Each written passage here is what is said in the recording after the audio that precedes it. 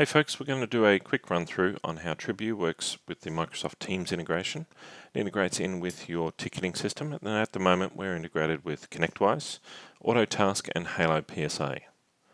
So firstly, in Teams itself, Tribu will exist in two spots. It is a bot that you can install. The bot itself will live over here on the left, and you can deploy that across the entire company through the Teams admin portal as well. But it also installs into a channel. Tribu lets you get notifications through into Teams, as well as being able to interact with your tickets on a one-to-one basis with the bot here on the left. But in channel here, this is where the notifications come through to, but they're not just notifications, you can act on them, and that's what we'll go through now. So the way we've approached it is a ticket goes through a natural sort of life cycle. New ticket comes in, your triage team or whoever looks after new tickets arriving would assess it and then move it on, assign it, do whatever they need to do as their first steps. Then once it's been assigned to a technician, that technician will work on it and go through their steps right until it's closed and everything's been confirmed. So with the new ticket, I've just created one here, new tickets come in. You'll notice here that Jack has been notified. As you can imagine, this channel is going to get pretty busy throughout the day. As tickets are coming in, you would have to sit here and scroll through it. That's not practical. So we make sure we mention the people who need to know about it as the ticket's going through that life cycle. Jack is on the triage team. He does dispatch, he does the assignments, things like that. So Jack gets this notification. You can have multiple people as well if you have a team of people looking after it. So Jack gets this, he can see what the details are. We can see it's from Bob, from A1 Facilities. We can see the details about the ticket. We can even surface the phone number as well. Everything that you see in this panel here is actually customizable. You can modify it to suit whatever your processes and whatever the information that is needed for Jack in this particular case to be able to make that initial decision. Likewise, down the bottom, you'll notice a set of buttons. We can assign this ticket from here, and we'll do that in a second as part of this demo. We could add a note. Maybe Jack's got a bit of extra info related to this ticket, and he can add a note directly into the ticket from here. The quick actions, when I click on this, you can create up to 6 additional quick actions. Now, these are essentially pre-programmed buttons that will do a set of actions behind the scenes. Let's say, for example, that this was a spam email that's come into your support queue for whatever reason. I could hit spam, and that would immediately complete the ticket, update the resolution field with some predefined text. I could even update the issue and sub-issue type. Likewise, maybe it's an accounts query there, querying an invoice. That's not something that techs will typically deal with, so I can click the account management button. That would change the queue over to an account manager's or a sales queue, or I could even update a UDF or a custom field, which would trigger a different workflow and push it over into the account manager's queue to deal with and notify them. Either way, I'll minimize those quick actions. We'll go ahead and assign.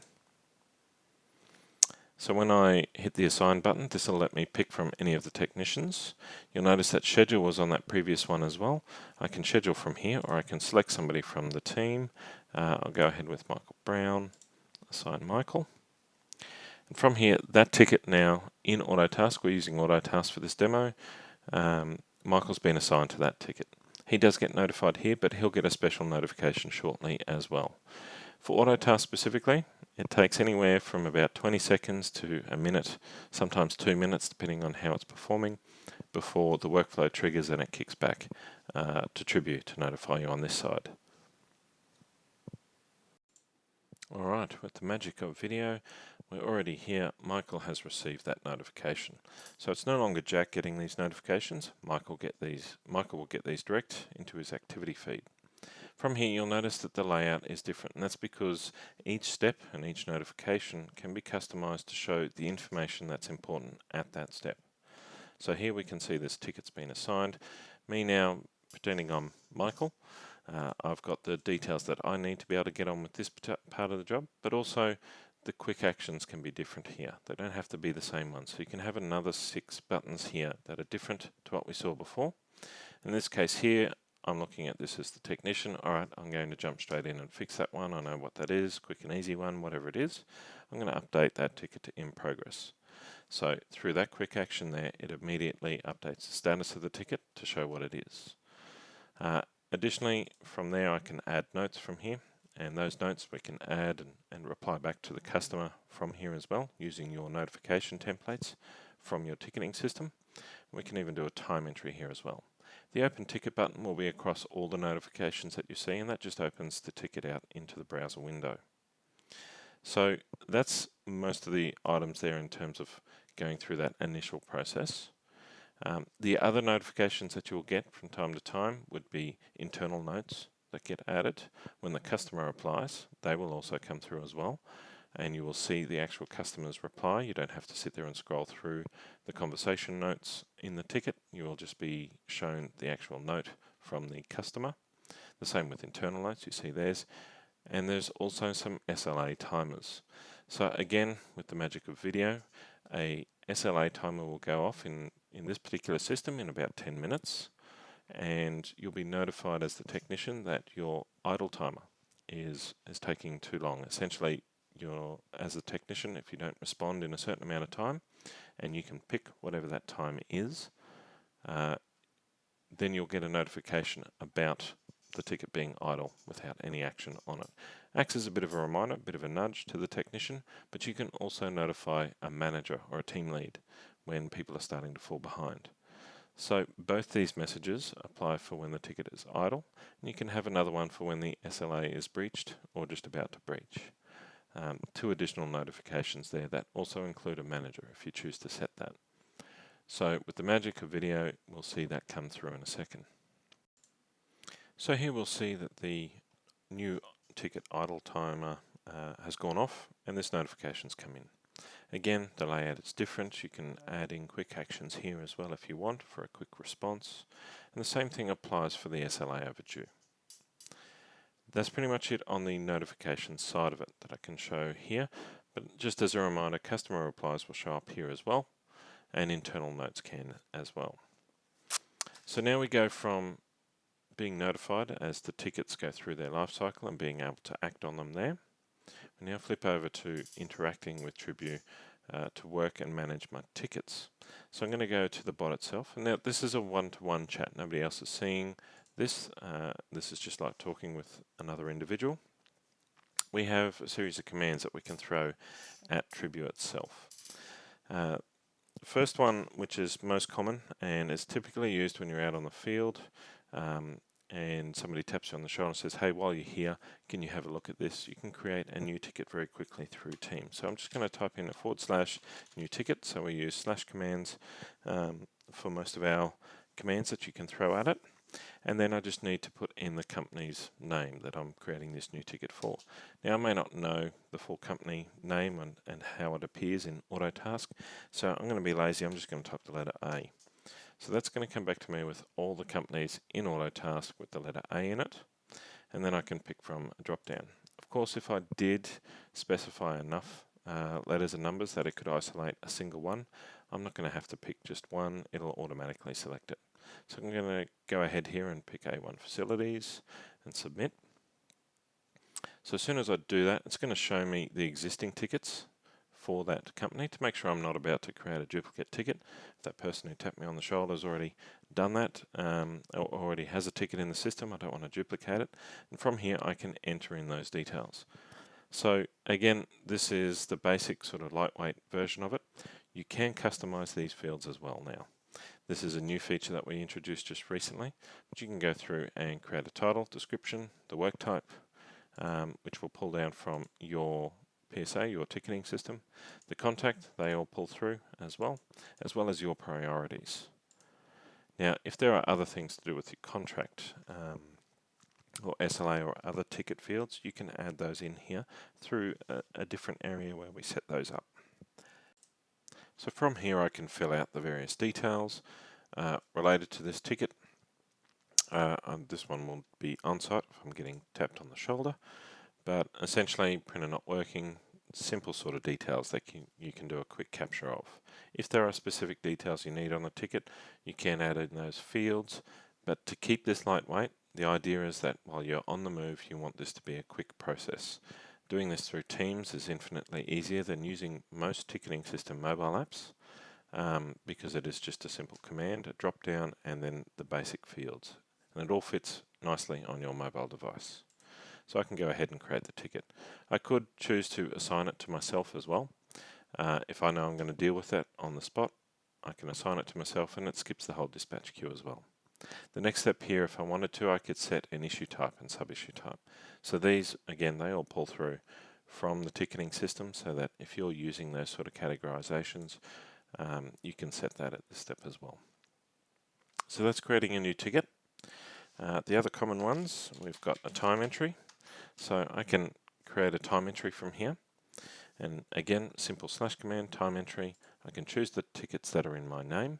You can also choose to have tickets that are not just in your name, but if you're a secondary or an additional resource on a ticket, they can be set to show up in here as well. So if I had just worked on this, or I'm going to work on this, I can set the ticket, I can put in my summary notes, I can choose to email those summary notes from here. Now that will email the primary contact on this ticket with the summary notes that I put in here. I can even add internal notes just regarding the email out to the customer. That would be using your notification template. So it's all your branding. We don't do any email services through Tribu. It'll all go through the ticketing system that you're using. From here, the work type, I can pick whatever it's going to be. Start and end time, some fairly stock standard settings that you can have in there. The options here in this one are blank, but you can set them up to suit whatever your preferences are for your process. And I can create the time entry from here. The other one is add note. Again, these are the common ones for when you're on the move. You can, of course, do this at your desk setup as well. It just depends on what you're more familiar with and what you find quicker to navigate through, and how frequently you're using Teams versus your other ticketing systems. So from here I can do much the same stuff. I can update the status as well, and add those summary notes in and send them out to the customer if need be. If I leave that ticked off, it's just going to do an internal note in this particular one. So there are a bunch of other commands. We can update tickets directly. We can get our ticket list as well, which can be quite handy sometimes just as a quick reference. But a few of the other features that exist is around some capabilities that don't exist in your ticketing system directly at the moment. Let's take, for example, if Lucas was to call in sick today. In the past, I would have had to have gone through all of Lucas's tickets and seen what he's got and either redistribute them, add secondary resources to them to help him manage it while he's away, or maybe me as the service desk manager, I'd have to monitor them for him, and that becomes quite a big distraction. So instead, what I can do is say set away. I'm going to run that command, and in this particular case, I can say, well, Lucas is going to be away. Demo MSP, and I'm going to redirect everything through to Michael. Instead, I can set a date, so if this is on short-term or long-term annual leave, or even if it's just for a lunch break, as we found out that's what a few of our customers do as well. You can even set this for lunch breaks as well. So essentially you can set that timer there if you wanted to, and now any customer replies that come in, any SLA timers, any ticket assignments or any internal notes, any notifications that would normally go through to Lucas and be notified in Teams in the activity bell, instead of Lucas getting those notifications, they will go through to Michael. Michael will get those messages directly. So now Michael doesn't have to actively try and look out for Lucas's tickets. They're just served up to him to deal with as they arise. I don't have to, as the service desk manager, go in and make a whole bunch of modifications to a series of tickets that Lucas has, try and remember what they were and revert those changes when he gets back. This is all automated through this process. The ticketing system does not get modified through this though, so it doesn't make the change and then revert the changes in the ticketing system. This is purely around the notification process that you get through Tribu. So that's the set away command, really to help that sort of scenario when they're away. And as I say, we've had a few customers also start to use this for lunch breaks. Really handy for when you're on lunch. The customer replies, they don't want to wait an hour necessarily, particularly if it's, hey, I'm ready for you to connect to my computer now, but you're away on lunch. At least somebody else can grab that call potentially and help them out while they're ready. Another key feature that is a little bit different to what exists now in ticketing systems is our what's next command. Now this is our us venturing or expanding into the world of AI. We've built some AI models that will help your team reduce, I guess, some of the noise, the overwhelm, and even cherry picking to a certain extent around which tickets they should be working on next. As the command implies, this will surface up the top 2 tickets that a technician should be working on next. Now, should be can be very different between each MSP, but the way that we've worked this model, you have 2 choices between 2 different models, at least at this stage. One is focused on customer communication, the other one is purely focused around SLA timers.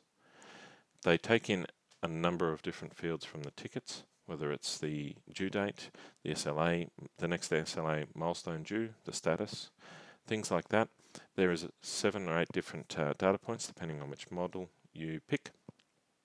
And from there, it assesses what the top 2 tickets are that this technician running it should be working on. So in this particular case, these 2 new tickets here, based on the SLA timers, how old the ticket are, it's worked out that these are the top 2 tickets I should be working on from here. So me as a technician, I can see what they're about. I can act on them from here and keep it moving forward. The idea is that if me as a tech, I can see 20 tickets in my queue, I don't know where to go first, everybody's shouting for something, this reduces that noise. They can then just focus down and go from the top each and every time, nice and easy. So that's a different sort of a way to approach that workload for the day. So that's the Tribute for Teams integration. There are many other commands for updating tickets and the like, and for managing the commands and how Tribute would work with it. All those are in our knowledge base. But this is just a quick demo, walk through how Tribute for your Teams integration would work for you. Thank you very much.